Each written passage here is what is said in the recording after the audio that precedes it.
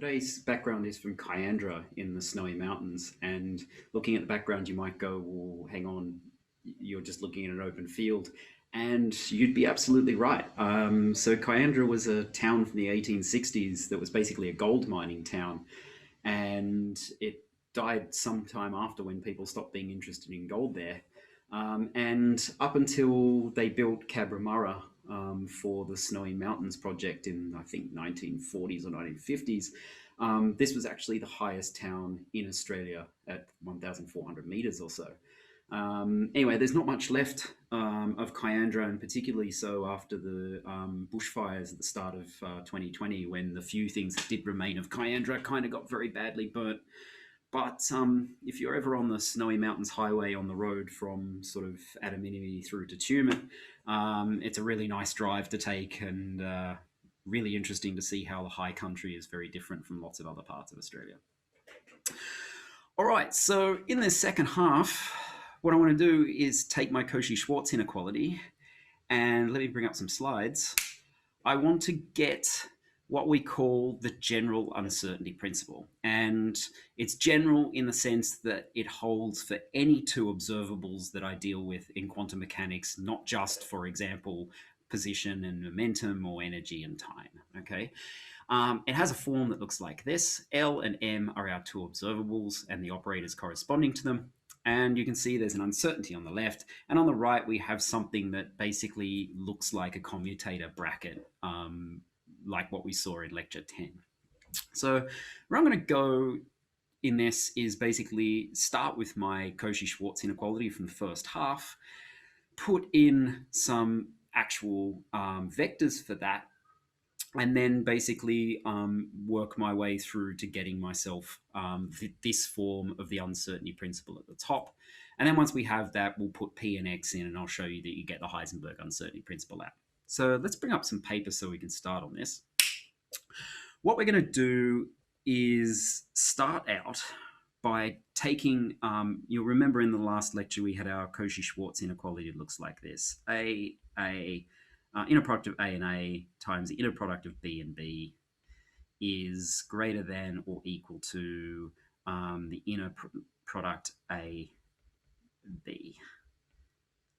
Like so, okay? And the absolute value sign that we're carrying in there is basically just something we keep in order for handling the fact that we're dealing with complex vectors. We need to take care of conjugates at some point, okay?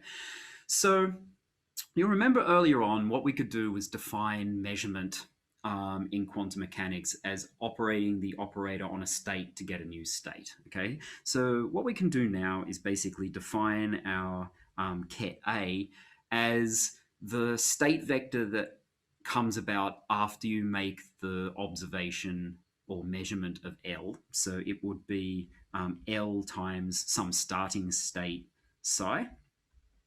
And of course, we can now define our B in the same way with our other observable that we want to observe simultaneously, which is M. Okay, so what we would do here is call B to be M times psi. Okay, quick word of warning just here. If you have a look, if you happen to be working through Susskind's book, you'll notice that Susskind's book at this point actually defines B with an I in front of it and A without an I in front of it.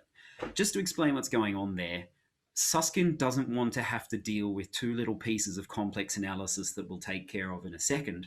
So to avoid that, what he's actually doing is pulling a little bit of a fudge or a sleight of hand and introducing an I in front of the M because he needs to get an I later, okay?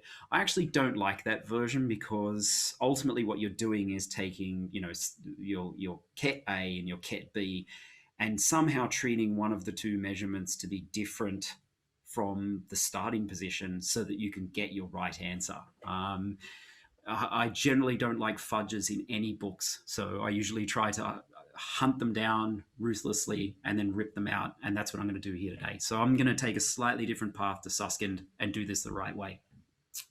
There's two things that we need to know if we're going to do that from your complex analysis courses. I'm not going to go through and prove them because this is a physics course, not a maths course. I'm just going to put them down, and if you don't believe me, you can go back and have a look at them, okay? So the first thing that we need to know from our complex maths courses is that if we take some complex number z and we take the square of the magnitude of it, bear in mind that z is now a complex number, so we have to worry about conjugates, which is why we've got the absolute value sign in there. It's going to be equal to the square of the real component plus the square of the imaginary component, right? This is just a decomposition of any arbitrary complex number into its real and imaginary parts. So what we would have here is real z squared plus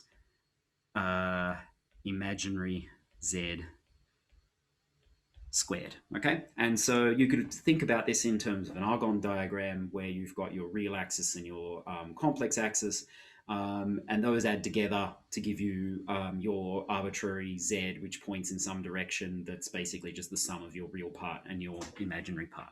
Okay, we all know that.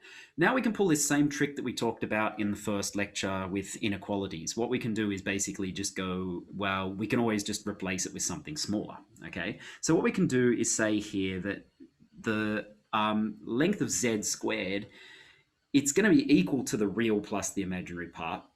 And the real part, when you square it, because now you're taking a square, you have to have a positive number, it's always going to be bigger than 0, okay? The smallest it can possibly be is 0, in which case z squared is equal to the imaginary of z squared. Or if the real part is non-zero, then it's always going to be bigger, right? So what we can do is write in here the imaginary part of z squared, okay? And that's because real z has to be greater than or equal to 0 because you're taking the square and therefore it must be a positive number. Okay, so this is the first thing that we kind of need to know from complex maths to get through here. And usually you've learned that fairly early in your complex maths courses. The second thing we need here is to know that the imaginary of z is able to be written as z minus the conjugate of z divided by 2i, okay? Z minus z star on 2i. And this is something you learn pretty quickly when you're doing complex maths courses. And so if you're not sure of this one, you can check it for yourself. You can either prove it for yourself or you can just put some random complex number in there and verify that it actually behaves exactly that way. So these are the two things we need. So let's now go back and to our Cauchy-Schwarz inequality, which I'll call equation 1. And so let me just rename these things as A and B so we don't get tangled up in what we're referring to here, okay? So we're going to start from 1. And what we're going to do is go that inner product of A and A times the inner product of B and B has to be greater than or equal to AB squared. And of course, we know from our first thing about real numbers, first thing about complex numbers up here, that we can replace any complex number with the square of the imaginary, right? So what we can do is go down here and go, I'm going to have imaginary of the inner product of A and B squared, okay? That's the first step. Then what I can do is take any imaginary. So what I'm going to do is actually use my item B here. And I can write that item B as the difference between the thing and its conjugate divided by 2i, of course. And of course, if we take an inner product, when we take the conjugate of the inner product, we just reverse the order of the two terms, okay? So what we can write this as is greater than or equal to 1 over 2i, we just pull that out the front, times z, which will be AB, inner product of A and B, AB, minus z star. So take the conjugate, reverse the two labels here. So this is B and A. And then the whole thing is squared, okay? All right, so now what we can do is, substitute in our ket A and ket B. Okay, so now what we're doing is basically just saying, let's drop our measurement in. So what we would have here is basically, if I think back up to here, if I want the bra for A, what I need to do is take the conjugate of the operator L and the bra for psi. So it will be psi L conjugate. Okay, and you remember that we put the operators on the long bracket side when we write this, so that's why we've swapped the order here, times A, okay? And of course, A will be L times my state psi. And I can do the same thing for B, so I've got now bra of psi times M conjugate. M psi is going to be greater than or equal to my 1 over 2i, I can always write as minus I over 2.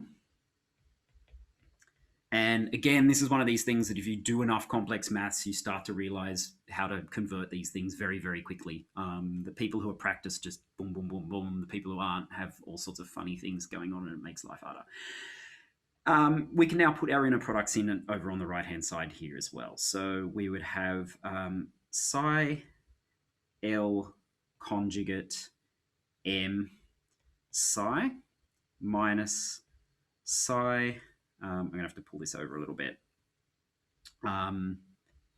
M conjugate L psi, running out of edge here, squared, like so, okay? Need to write a little narrower, I think, just to get this in. Okay, so we got all this here. At the moment, you'll be going, hang on a second, aren't L and M Hermitian? Yes, they absolutely are in everything we do in quantum mechanics. So we know that L dagger is equal to L and M dagger is equal to M. So we can go through and do that everywhere all the way through here, right? So what we would have is psi, L and L is L squared, psi. M dagger and M becomes MM, and M is M squared. So we've got psi M squared psi just here. This is greater than or equal to. We keep our minus I on 2 out the front, and then missing a bracket just in here. And then we can collapse these terms on the far end as well. So this would now be psi Lm psi minus psi Ml psi close squared. Okay, like so. And so already you can see on the right-hand side, we're starting to get something that looks a little bit like a commutator in here. So feeling a little bit comfortable about this. You'll remember that these things here are basically expectation values. Same over here, right? So we can write this in a form where we're really just dealing with expectation values. We've got the expectation value of L squared times the expectation value of M squared is greater than or equal to minus I on 2. Now, what we're going to do here is actually pull these two things together before we do the expectation value on the right-hand side. So what we would have is psi times Lm minus Ml psi on the right-hand side, like so. And then we can pull that into a commutator, minus I on 2, psi, let's write our commutator, L comma M.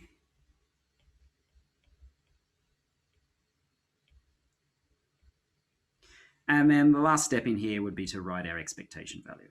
So this would now be minus I on 2, expectation value of the commutator L comma M squared. Okay, so now we're very close. Now what we need to do is pull out a result that we had from lecture 11, which was the whole point of lecture 11 in the end, which is that if our distribution has 0 mean, right, then what we know is that the expectation value of L squared is equal to the uncertainty of L squared, and the expectation value of M squared is going to be equal to the square of the uncertainty in M, like so, okay? For zero mean for both those two functions. And you'll remember way back, what we also had to prove was that that uncertainty doesn't change when we shift the function away from zero mean, okay? So this result also holds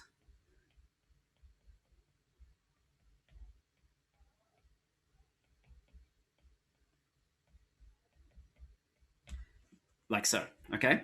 And if you really wanted to, you could go through and do that algebra explicitly, but we can basically just rely on the fact that we know how this behaves under shifting to give ourselves an easy ride, so to speak, by just treating the result where the mean is zero to keep the maths easy, and then know that we can shift that across and everything is well behaved. So now you kind of see the point behind the last lecture. I'm setting myself up for an easy step at this point.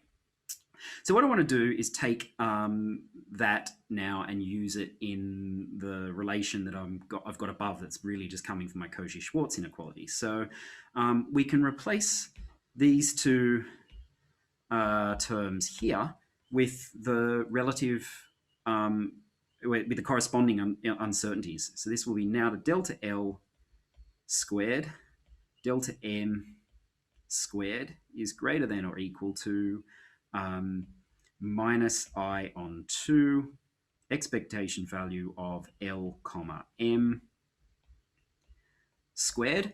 And of course, I can take the square root of both sides, right? And I know that I'm still going to hold my inequality in this particular case. So what we have here is basically delta L, delta M is greater than or equal to when we take the square root to keep everything well behaved, we're going to take the absolute value, okay, just in here. So minus I on 2, because otherwise we don't want something to pop out that's complex, okay? So we'll restrict ourselves to that, L comma M, like so. Okay, and this, of course, is our final result. You'll notice that on the slide, there's no minus sign, and on my notes page, there's a minus sign. Ultimately, the absolute value on the end takes care of that minus sign. So if you look through books, some will have the minus, some will not have the minus. No one really cares because ultimately it's taken care of by the absolute value that we imposed when we took the square root to keep things behaving in a real way, right? We can't have complex uncertainties. So we basically just restrict our uncertainties to be real by putting that absolute value sign in. So you'll see both forms floating around. Sometimes you'll even see it written with 1 over 2i still. All of those forms are exactly the same. They're just slightly rewritten versions of the same thing, dealing with the complex nature of this thing in slightly different ways. Okay, so that's our general uncertainty principle, and it holds for any two observables that you want in quantum mechanics. If the commutator is equal to 0 in that particular case, then the expectation value of the commutator will be 0, and that whole term on the right-hand side collapses. What that means is delta L, delta M is greater than or equal to 0, and in that particular case, you can actually measure those two observables with absolute certainty simultaneously, okay? And there's whole piles of cases where this is true. So for example, if you measure position X and momentum not in the X direction, but in the Y direction, I'll let you do this one for yourself because it's a nice exercise. You go through, you take X, you get the commutator, but now using the PY operator. So it would be minus IH bar d over dy. If you work through the same logic you did before to get the commutator, now the commutator is 0, not IH bar. And if you put that into here, then you find out that you can measure with absolute certainty position X and momentum in the Y direction with no problem at all, okay? What I want to do to finish off this half of the lecture is show that if I measure position X and momentum along X, right, then the commutator that we got back in lecture 10 actually gives us an uncertainty here that is not 0, okay? And this is where the Heisenberg uncertainty principle comes from. So let's go through and do this. what we're really doing here is taking our operator L and making it the operator X. I'll put a little hat on it so that we know that we're talking about the operator here. And our observable M, we're going to make it P of X, okay? And you'll remember that X hat was just X and P hat was minus I H bar D on dx. Okay, and I usually write that as a partial because if we are considering y, then it really is a partial derivative rather than a absolute derivative. Okay, so we can more or less just pop straight down to the next line and plonk everything into the right place. So delta x, delta p of x is going to be greater than or equal to absolute value. Doesn't matter whether I have the minus here or not. Let me put it in just to be consistent with what I've got written up the page. If you have a look at my written notes, you'll notice I've dropped it because it's not that important. So I over 2, expectation value of x and p in our commutator here. So just replacing L with x and m with p of x. Let me just put a p of x in there just to be really clear. Of course, we got this commutator in lecture 10. So we know that commutator of x and p of x is equal to I h bar. And you can convince yourselves that if you swap these two operators, you now get a minus sign, and the minus sign kicks on through this thing. So again, this is why we don't really care about the minus sign inside this absolute value, because there's not just a minus sign that's sometimes attached here, but there's also a minus sign that comes about from the order of the two operators you put in the commutator, and that shouldn't be meaningful in this particular case to extracting out uncertainties, which is just a number for the two, a relationship for the two particular things that you're trying to observe in here, okay? So this thing would now be, let's take this term down here, delta x, delta p of x is going to be, we can write this term here. Then we've got psi. In the middle now would be our commutator, which has now become IH bar. Here on the right-hand side would be our state psi. Okay, so all we've done is just gone from an expectation value out to writing what the expectation value is in full bracket notation. And one thing to be careful of in here is that sometimes actually the commutator of two operators is another operator, okay? And so you have to be careful, or at least cognizant of the fact that sometimes what you're doing with this expectation value over here is actually getting the expectation value for another operator. If you want an example of that, use your Pauli spin matrices in this part of the problem. Try that for yourself, and you'll see that actually what you get is the expectation value of another operator inside this uncertainty principle. It's a really interesting exercise to do. And I'll do that one and put that up in my notes as well.